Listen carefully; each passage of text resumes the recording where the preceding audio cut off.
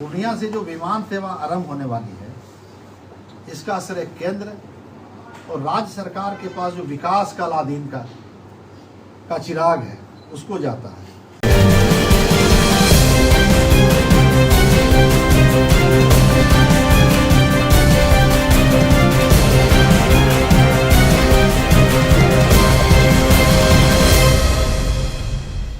नमस्कार दोस्तों, आप देख रहे हैं अनुभवी आते न्यूज और मैं हूं आपके साथ संतोष गुप्ता।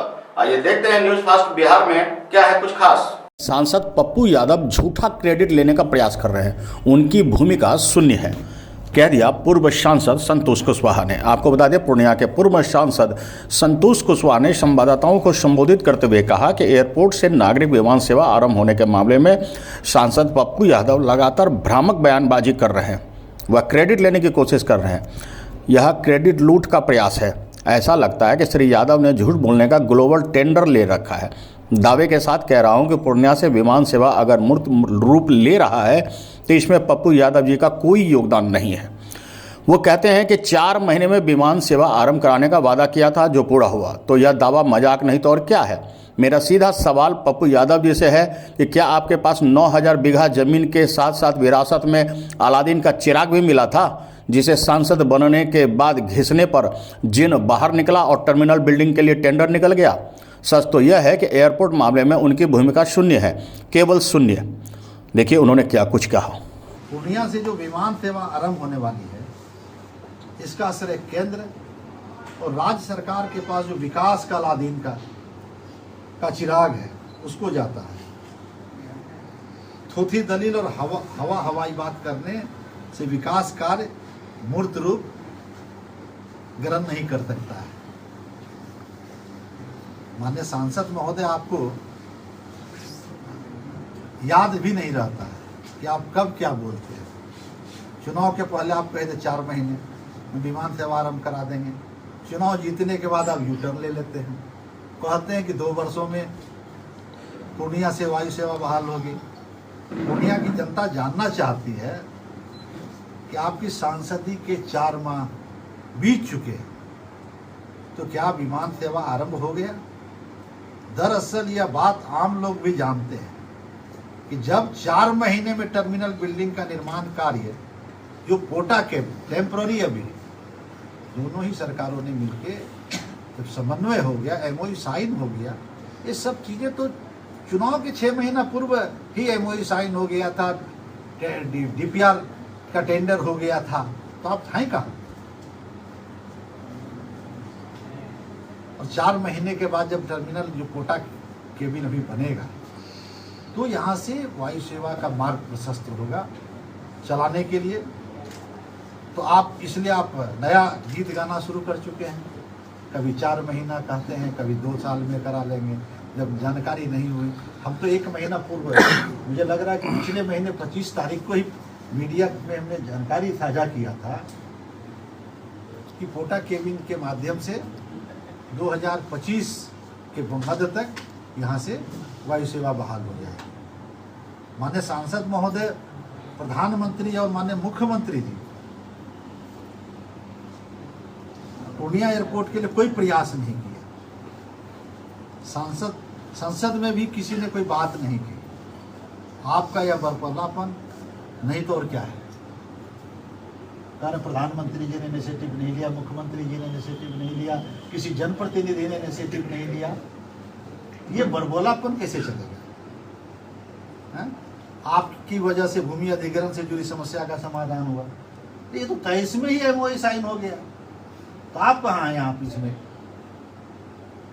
महोदय, इतना झूठ तो वर्ष 1963 में एक फिल्म बनी थी, ब्लफ मास्टर, उसको भी आप पीछे छोड़ दिए। कब तक ब्लफ दीजिएगा? ब्लफ मास्टर के किरदार ने भी नहीं बोला था।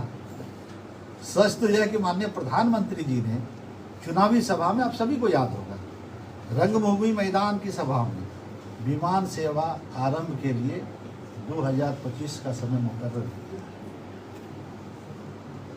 और माननीय मुख्यमंत्री जी लगातार प्रयास करके इसमें जो भी कठिनाई थी जो भी समस्याएं थी, जो भी अड़चने थी, उसको लगातार लग के दूर करने का काम। निश्चित रूप से पूर्णिया की जनता ने पूर्णिया एयरपोर्ट की मांग को लगातार उठाने का काम किया, जिसके लिए वे बधाई के पात्र हैं।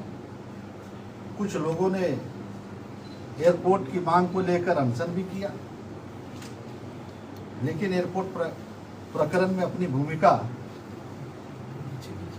मेरा तो मानना है, सबों का मानना होगा, जो अभी पोस्टर टांग के घूम रहे हैं, इस मामले में उनकी भूमिका शून्य और केवल शून्य है। अंत में हम कहना चाहेंगे, हम सभी पूर्णियावासी अपने सांसद की सुरक्षा के प्रति संजीदा हैं। माननीय सांसद के अनुसार उन्हें अब तक 17 बार लॉरेंस बिश्नोई गैंग के से जान मारने की धमकी मिल चुकी है। मैं राज्य सरकार से मांग करता हूं कि सांसद पप्पू यादव जी को मिली सभी धमकियों की उच्च स्तरीय जांच हो, ताकि आम लोगों को भी पता चल सके कि यह सचमुच धमकी है या सस्ती लोकप्रियता हासिल करने का हथकंडा है। ऐसे माननीय सांसद महोदय को डरने की जरूरत नहीं है, उन्हें पर्याप्त सुरक्षा प्राप्त है और पूर्णिया पुलिस उनकी हिफाजत करने में भी सक्षम है। और हम पूर्णिया पुलिस अधीक्षक से भी मांग करेंगे कि जो धमकी देने वाले पकड़े गए हैं, उसके स्टेटमेंट को भी सार्वजनिक करना चाहिए और जितने बार कॉल आए हैं धमकी भरा,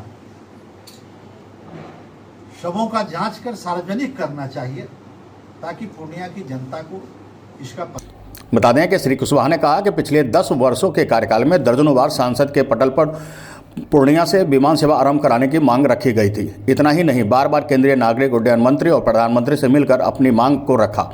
बड़ी ही जिम्मेदारी के साथ कह रहा हूं कि विमान सेवा मामले में आज जो भी प्रगति हुई है वह सभी जनप्रतिनिधियों, सिविल सोसाइटी सदस्यों, बुद्धिजीवियों, पत्रकारों, डॉक्टरों, वकीलों के संयुक्त प्रयास का नतीजा है। बता दें कि प्रधानमंत्री जी और माननीय मुख्यमंत्री जी के विकास संबंधी प्रतिबद्धता की यह देन है। पूर्णिया में जो विमान सेवा आरंभ होने वाली है उसका श्रेय केंद्र और राज्य सरकार के पास, और विकास का अलादीन का कोई चिराग है तो उन्हीं को जाता है। हवाई बातें करने से विकास कार्य मूर्त रूप नहीं लेती। सांसद के बरबोलेपन से पूर्णिया की जनता शर्मिंदा है। श्री कुशवाहा ने कहा कि पूर्णियावासी अपने सांसद की सुरक्षा के प्रति संजीदा है और उनके अनुसार अब तक 17 बार लॉरेंस बिश्नोई गैंग से जान मारने की धमकी मिल चुकी है। मैं राज्य सरकार से मांग करता हूं कि पप्पू यादव जी को मिली सभी धमकी की उच्च स्तरीय जांच हो, ताकि लोगों को भी पता चले कि सचमुच धमकी है या सस्ती लोकप्रियता हासिल करने का हथकंडा। माननीय सांसद महोदय को डरने की जरूरत नहीं है, उन्हें वायु श्रेणी की सुरक्षा प्राप्त है और पूर्णिया पुलिस उनकी हिफाजत करने में सक्षम है। अब देखना होगा कि सियासत के इस दौर में आखिर किस तरह यह माहौल गर्माता है और क्या कुछ फिर से पलटवार सामने आता है। अनुभवी आंखें न्यूज के लिए पूर्णिया से गौरव गुप्ता की रिपोर्ट। तो आज के लिए इतना ही। हमारे साथ बने रहिए और देखते रहिए अनुभवी आंखें न्यूज और पढ़ते रहिए अनुभवी आंखें अखबार। सोशल साइट्स, ऑनलाइन चैनल पे जाकर आप हमारे चैनल्स को देख सकते हैं, लाइक और सब्सक्राइब भी कर दीजिए। दोस्तों, आप हमसे जुड़ने के लिए अपना पासपोर्ट साइज फोटो और एक आधार कार्ड की फोटोकॉपी हमें भेज दें और हमसे जुड़ें। हमारे से जुड़ने के लिए इस नंबर पे आप हमसे बात कीजिए। हमारा नंबर है 8826227802।